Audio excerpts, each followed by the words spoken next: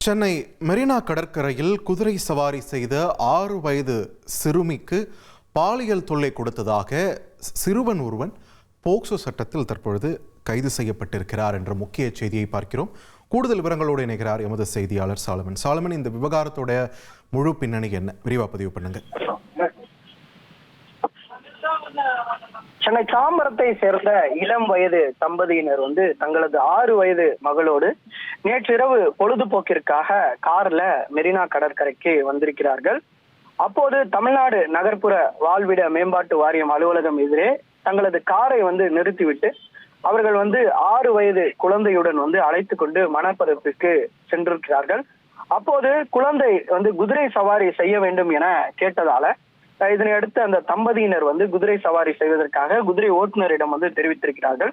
மெரினா கடற்கரையில மின் விளக்குகள் வெளிச்சத்துல குதிரை ஓட்டி வந்த அந்த இளைஞர் திடீரென சிறுமியோடு கடலை நோக்கி இருள் படிந்த பகுதிக்கு அழைத்து சென்றிருக்கிறார்கள். அந்த பதறி போன பெற்றோர் உடனடியாக இருள் பகுதிக்கு சென்று சத்தமிட்ட நிலையில பின்னர் சிறுமியை குதிரை மேல ஏற்றி சென்ற அந்த இளைஞர் வெளிச்சம் உள்ள பகுதிக்கு வந்திருக்கிறார். சிறுமியின் பெற்றோர் குதிரை ஓட்டும் நபரை கடுமையாக திட்டிவிட்டு அந்த சிறுமியை அழைத்து விசாரித்திருக்கிறார்கள். அப்பொழுது சிறுமி குதிரை ஓட்டிய நபர் தன்னை பேட் டச் செய்ததாக தெரிவித்திருக்கிறார். இதனை அடுத்து அதிர்ச்சி அடைந்த பெற்றோர் சத்தமிட்டு கொண்டே அந்த குதிரை ஓட்டிய நபரை பிடிக்க முற்பட்ட போது அந்த நபர் அங்கிருந்து தப்பியோடி இருக்கிறார். இதனால அக்கம் பக்கத்தினர் அந்த நபரை துரத்தி பிடித்து வெகுவாக தாக்கி மெரினா காவல் நிலையத்துல ஒப்படைத்திருக்கிறார். போலீசாரோட முதற்கட்ட விசாரணையில அந்த குதிரை ஓட்டிய நபர் 16 வயது சிறுவன் என்பதும் 6 வயது சிறுமியை இருட்டான பகுதிக்கு அழைத்து சென்று இவர் பாலியல் தொல்லை கொடுத்திருப்பதும் விசாரணையில தெரிய வந்திருக்குது. இதனை அடுத்து மெரினா போலீசார் மயிலாப்பூர் அனைத்து மகளிர் காவல் நிலையத்துல கைது செய்யப்பட்ட நபரை ஒப்படைத்திருக்கிறார்கள்.